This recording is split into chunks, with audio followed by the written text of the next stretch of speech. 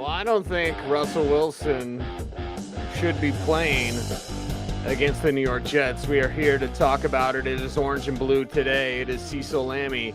It is Andrew Mason, and it is the Denver Broncos reeling from that game against the Chargers, and their quarterback is certainly reeling. Mace, we talked about it out at practice today. Do you believe that Russell Wilson should play on Sunday? I wouldn't play him. And, part of it is watching him move the last couple of days with this hamstring issue. Part of it is knowing just the nature of hamstring issues and how they can linger. I think you got to have a long-term view here. And, when I say long-term, I mean the long-term course of the season rather than just one game. And if he is out there, Mr. Unlimited is going to be quite limited in his mobility. And as I was just discussing with Derek Wolf and DMAC over on the drive, the thing is, when Russ has actually had those flashes where he's looked like the Russ that everybody knows, it's been when he's gotten outside the pocket, when he's taken off. You look at early in the game against the Chargers on Monday, and then you also look at that game-winning drive against the 49ers when he scrambled for one first down on a third down play. On a third down play on that drive, he got out. He got beyond the structure of the play, got outside the pocket, hit Kendall Hinton on the run. The best moments we've seen from Russell Wilson have been when he's doing the improv thing and using his legs. And with this hammy, he's not going to have that. I look at hamstring injuries as varying depending on, one, the position, and then two, the type of game that you play. For example, when Jahan Dotson goes down with his hamstring injury with the Washington Commanders, he's a super fast rookie wide receiver. He's KJ Hamler's protege, basically, at Penn State. KJ will tell you that he taught him everything. And Jahan Dotson has made some fantastic plays when he was healthy. But when he's hurt, it really impacts his game. So you got to take a longer time. By the way, I had an aggravation to that just this week in practice. So with Russell Wilson, as you highlight, the best Russ is running Russ. Pocket Russ is later, organically. Pocket Russ will be around in 5 years. But right now, this team needs Russell Wilson to be rushing Russ. And rushing Russ can't exist, say that 3 times fast, if he's got a hamstring problem. No doubt. I mean, it's just a success equation, right? I mean, if this were Peyton Manning, no problem. Peyton takes the shotgun snap, turns and throws. That's it. But that's not where Wilson is right now. And look, you have backups for a reason. You have next men up for a reason. I think last year, for example, the Broncos may have cost themselves a game in Cleveland because Teddy Bridgewater, who could barely walk up on the box to go do his press conference a couple of days earlier, they tried to put him out there when they had a perfectly healthy Drew Lock on the sideline. At some point, you got to trust your depth. Trust the fact that you did keep Brett Rypien over Josh Johnson on the 53. You still have Josh Johnson on the practice squad, but you did make that choice to have Brett Rypien on the 53 for a reason. You like things that you've seen from him.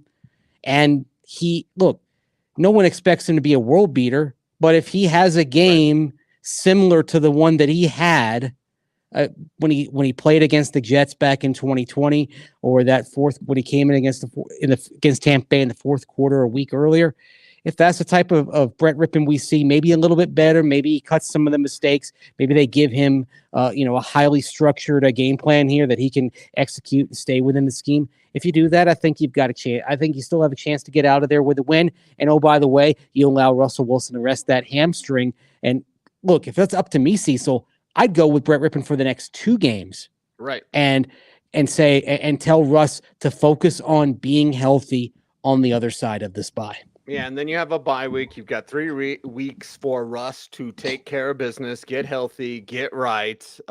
Finesse and works over under Russ posting a pic of himself. I bring this up, 1, because it's funny. 2, and I feel like somewhere, Mace, Sandy should be doing commercials about this, but like, do you have Russ fatigue? If so, we got a pill for you.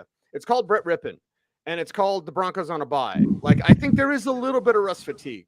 I think fans should think differently about Russ. I think fans are somewhat unfair to Russell Wilson. I'm defending him, whatever. Like, yeah, I think it's gone too far, right? It's gone too far where the attacks seem personal on Russell Wilson. He's not playing good football. All you and I care about on this show is the football, is the X's and O's. And when I look at Russell Wilson, he's not playing good. Fans are kind of taking issue with it. If we had like a 3-week break from Russell Wilson, I think it's good for his hamstring.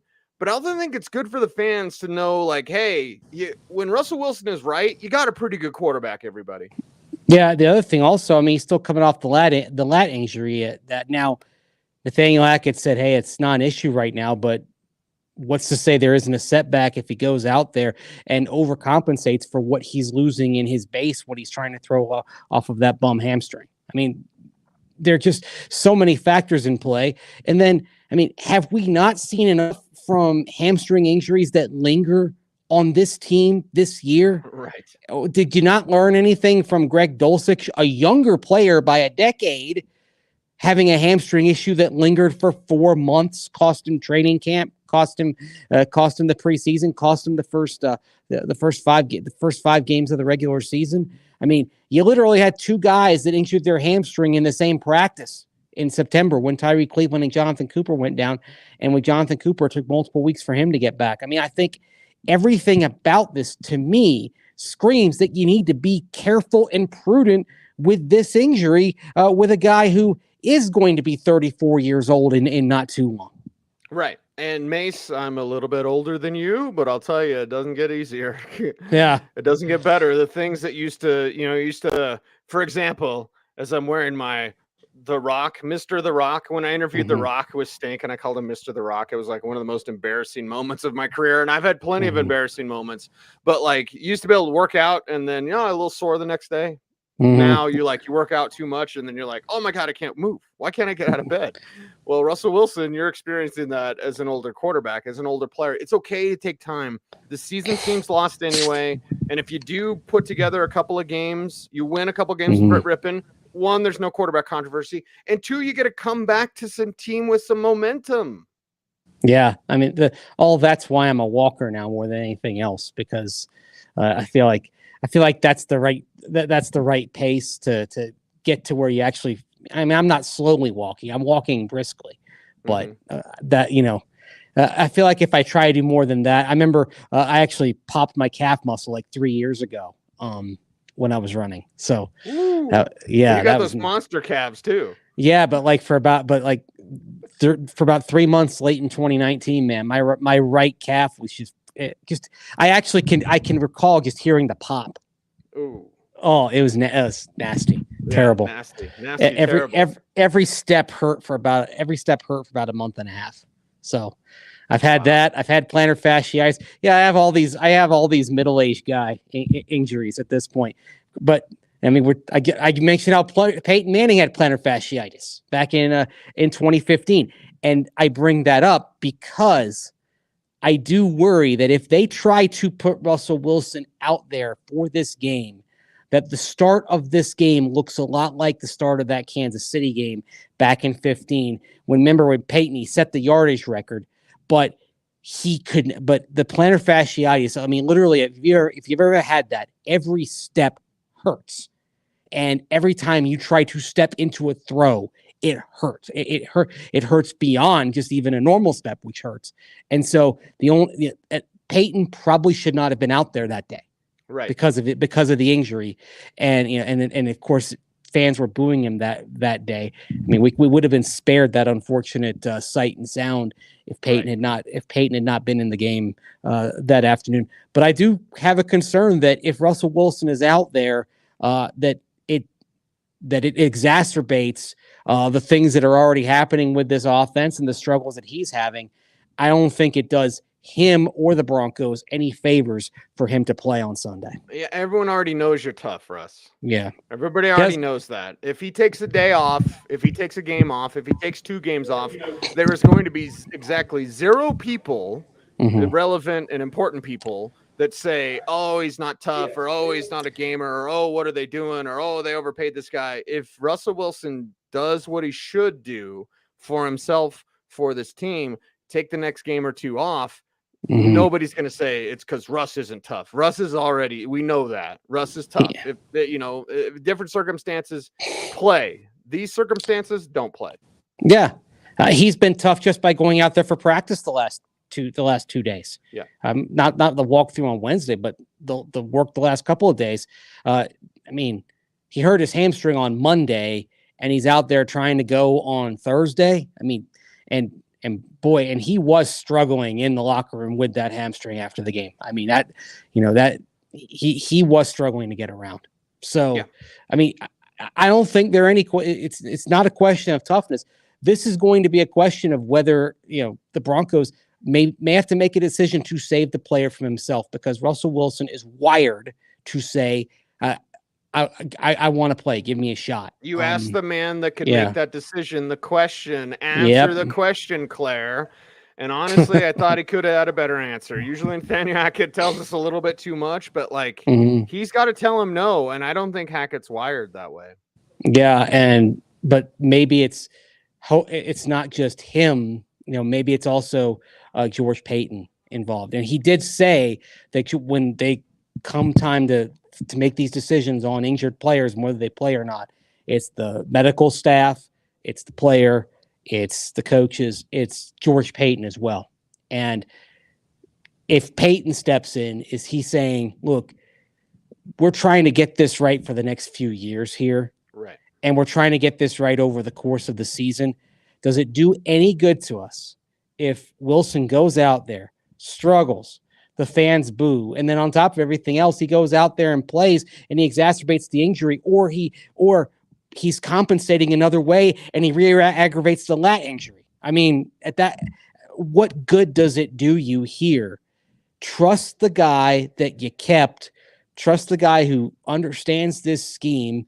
And I think Brett Rypien can probably keep this offense on schedule enough to get you by. The key for him will be not throwing into coverage in the way that he did down the stretch in that Jets game back in 2020, because clearly, like you could see by the fourth quarter, they had him read pretty well.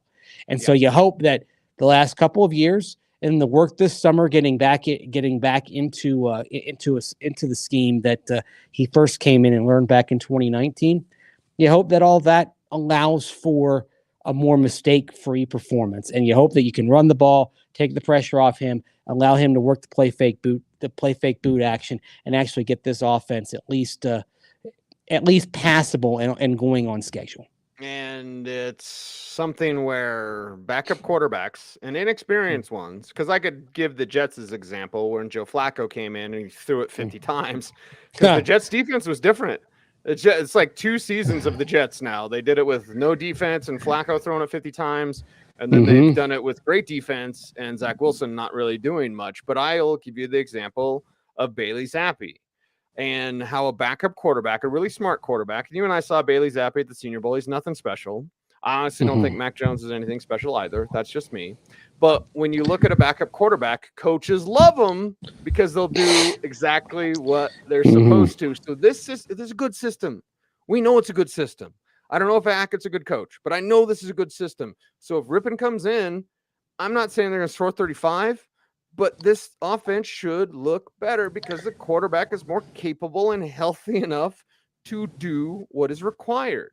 Why can't it look like Nick Mullins in 2018 with the 49ers? I mean, okay, they weren't a good team. They were 4-12, but they had some pretty competent offensive performances in that season. One of them was against the Denver Broncos, beating them out in Santa Clara. It's interesting, by the way, you mentioned Flacco. Flacco and Zach Wilson have started the same amount of games this year, started and played 3 games apiece. With Joe Flacco, he averages 52 attempts a game. Zach Wilson averages 25 attempts a game. They are throwing it half as often with Zach Wilson as they were with Joe Flacco. I mean, really, the biggest one difference between the two is that Zach Wilson will take off and run from time to time. That's a tool that Joe Flacco really doesn't have in his drawer anymore. But yeah, it's a completely different offense, and it's very, in terms of their ability to stretch the field, it's dramatically scaled back right now with Zach Wilson out there. Yeah, and Brett Rypien can play good football.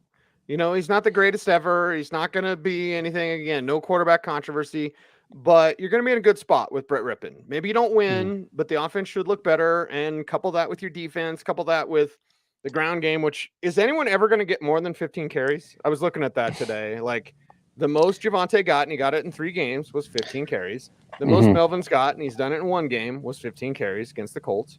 And then Latavius shows up. What's he get? 15 carries. So I think it's like, is there some sort of ration system?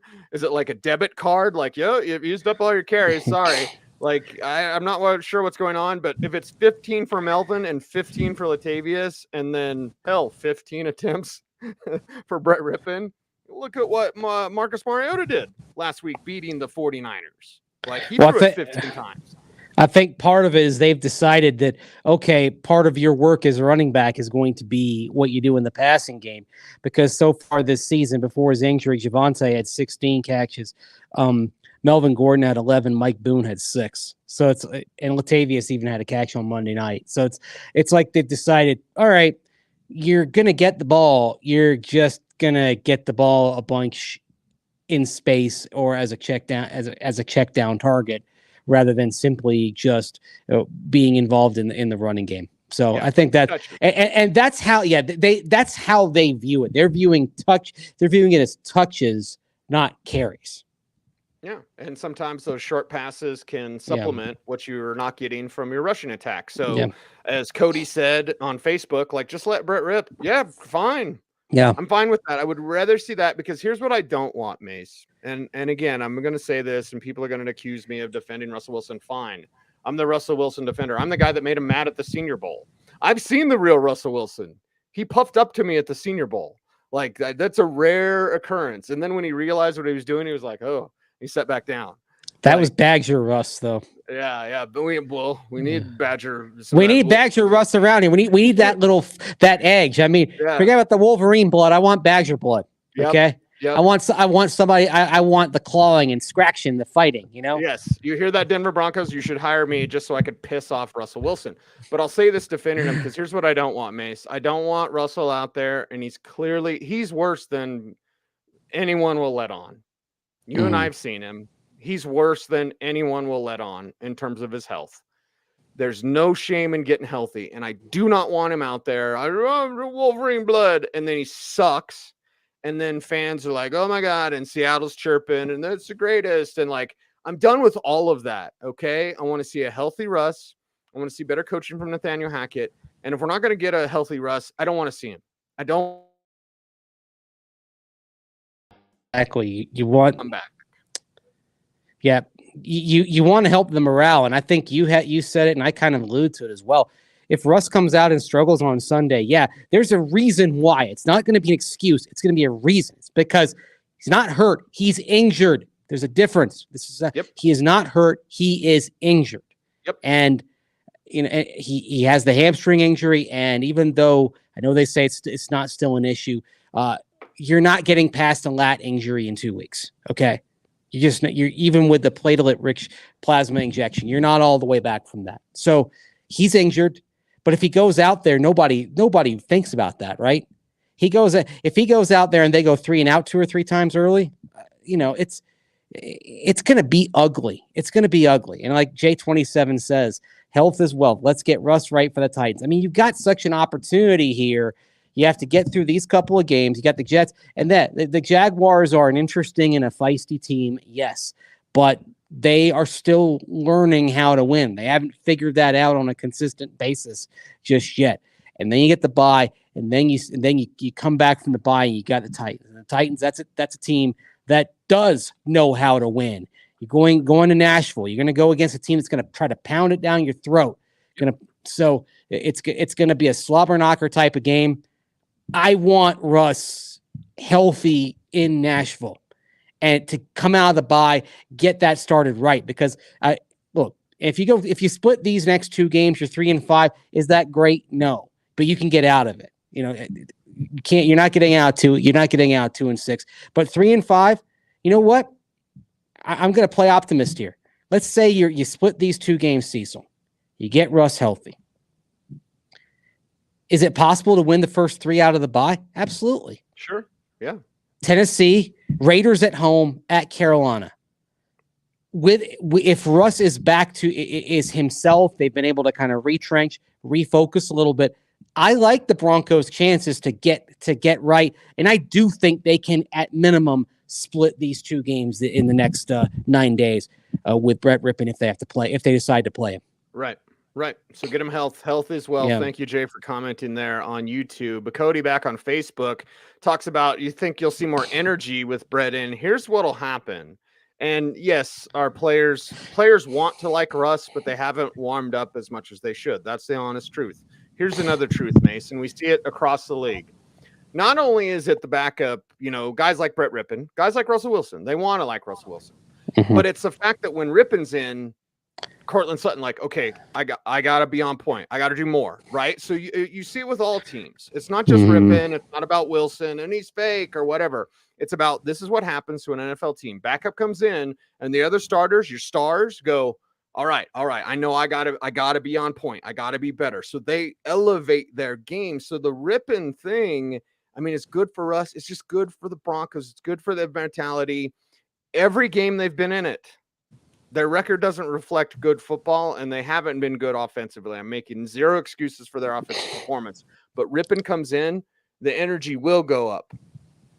No doubt. And I think, maybe guys come back to the ball a little bit more. Maybe, like you said, Cortland Sutton, everybody kind of realizes they've got to step up. They've got to be on point. And it's nothing against Russell Wilson, but they know that they don't have this 9-time Pro Bowler who can come in and bail them out. So it's what can I do now? I am quite certain though that if Brett Rypien plays well, that people are going to start talking about quarterback controversy, all that. Look, no. It's if this team is going to do anything special out of this season, it's going to involve Russell Wilson getting right. Yes. But what's the best chance for him to get right? Is it going back out there when he's clearly injured, or is it by getting healthy, muddling through the next couple of games and saying, all right, let's just try to duct tape this thing and then get to the bye, get Russell healthy and try to get this thing right on the back half of the schedule. There are 7 teams that make the AFC playoffs. It looks basically only a couple of teams are kind of running away right now in terms of what they are quality wise. Right. You are going to have chances to get back in the second half. And I know that, the second half schedule does look daunting, but you're still going to have those chances. If you've gotten better, if you've gotten Wilson healthy, if you've scaled back the offense and you're actually starting to do things that play to his skill set, if you do all those things, you have chances to get this right and save the season. And that would show improved coaching from Nathaniel Hackett. Shocker. And here's my final point on Brett Rypien for today, Mace, because I got a lot to say. You got a lot to say. We're like teenage girls when we see each other at Broncos practice, but it's fun. It's awesome. Yeah. But I'll say this. I want Brett Rypien for 2 games. I don't want Brett Rypien for 4 games. Here's why. 2 games, you don't really know. What can he do? Look at last year. Look at whatever. Like, okay. You get 4 games, teams have got film on him, and they'll figure it out. Brett Rypien's not great, okay? He's good enough. He's better than an injured Russ difference.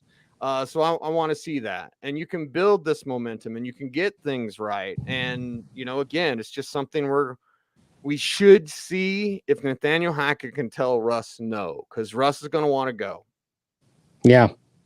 And that's where it's going to have to be maybe more than Hackett. It's going to have to be the organization. It's going to have to be Hackett, George Payton, everybody saying, look, we've got to think about more than this game here.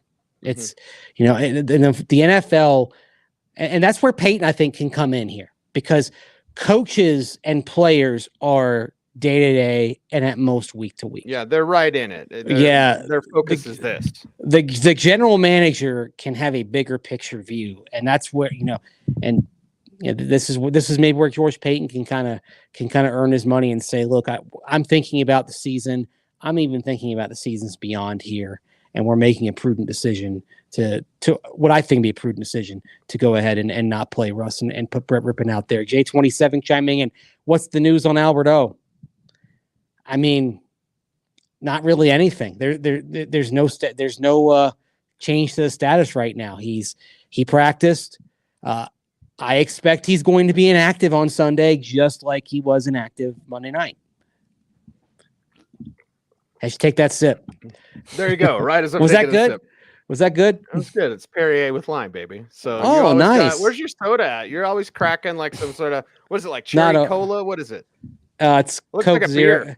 Coke Zero. Yeah, it's with throwback. This is a Charlotte Bobcats. Oh wow. Koozie. Wow. Circa 2010 Bobcats getting swept by the Orlando Magic in the first round of the playoffs when I lived out in Charlotte. Oh, So, wow. Okay. yeah. Don't make me break out my Hornets gear.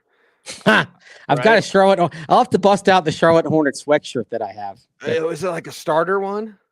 It's a Mitchell and Ness one. Oh, beautiful. My daughter, whose name's Charlotte, actually has a Charlotte Hornets sweatshirt. Just say Charlotte across the front, because city name and she's all about Jordan Brand, kind of like you, Cecil. So Right. it's a yeah.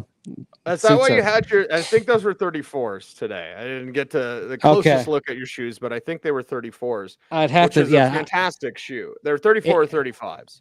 Yeah, but they're insanely comfortable. Like I was telling you, and Jordans usually aren't comfortable. They're very comfortable and they're very good for long walks. I found that.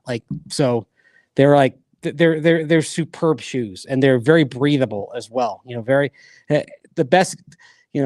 Some Jordans over the years are kind of heavy. These are wonderful. These are great shoes. You had advice for the youngsters out there, because Mace, we're both old and married. Yeah. But it's like I can't imagine having like a dating profile. I like long walks on the beach. So you could tell all the youngsters at the fan, like, if you're on your dating profile, if you say you like long walks, then get you a pair of Jordan 34s. I like it. I mean, you can be stylish. You can be stylish as well. I mean, honestly, dating advice from old married dudes is actually pretty good. Like, how do you get here? How do you get 25 years from me, Mace? Like, how do you get in that long? Okay, here's some advice. I don't know everything, but here's some advice. I'm only at 13, but survived. So Jeremy Perea, bring back starter jackets and sideline apparel. Yeah. By the way, Zubaz, have you seen Carl Banks has the starter brand now, right? Former Giants linebacker. Really? Yes, he does. Wow. He owns it. Like Carl Banks is quite the successful entrepreneur in his post-playing days. That's fantastic.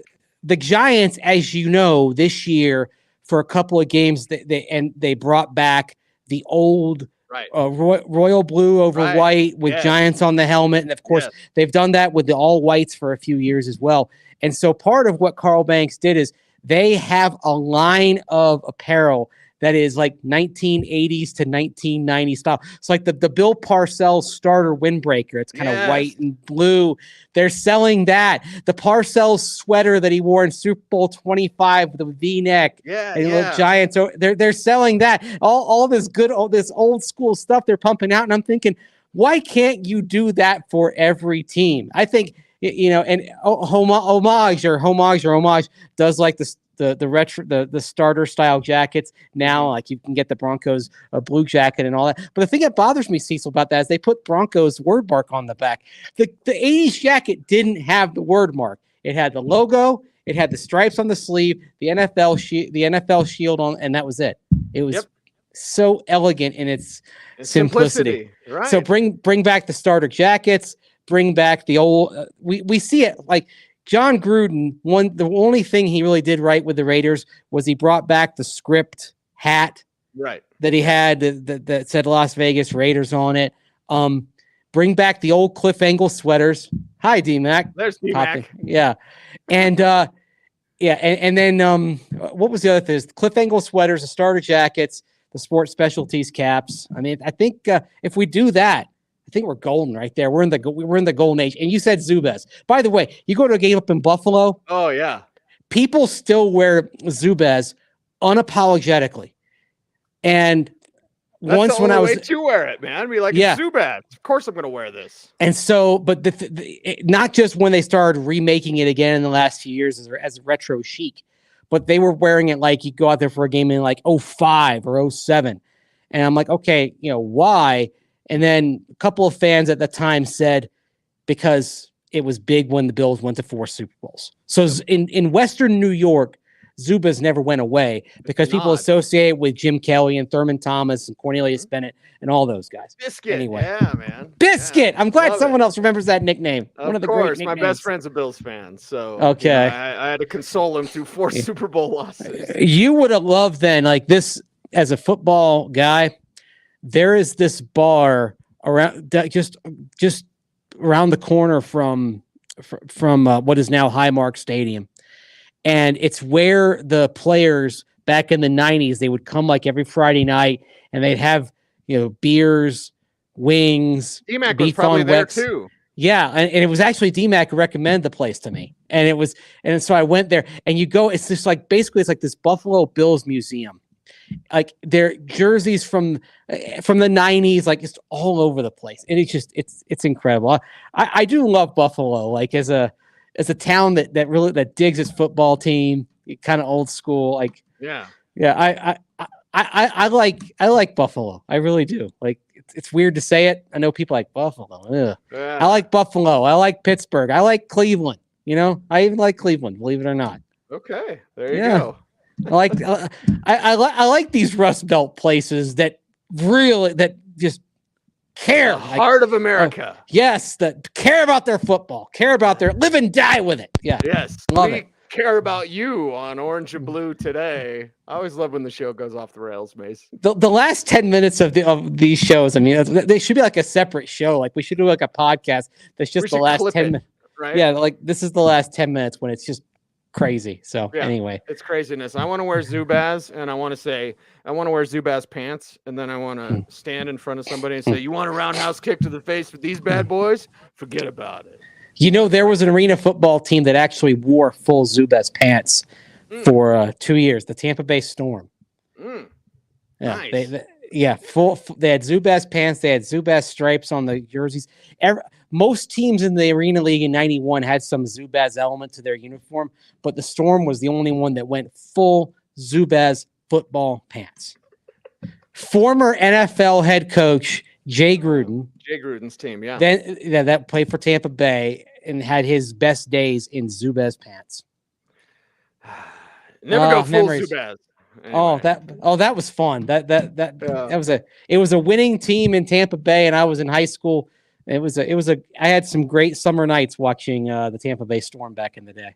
The salad days for a young, spry Andrew Mason. Ladies and gentlemen, that's got some stories today. We got some stories.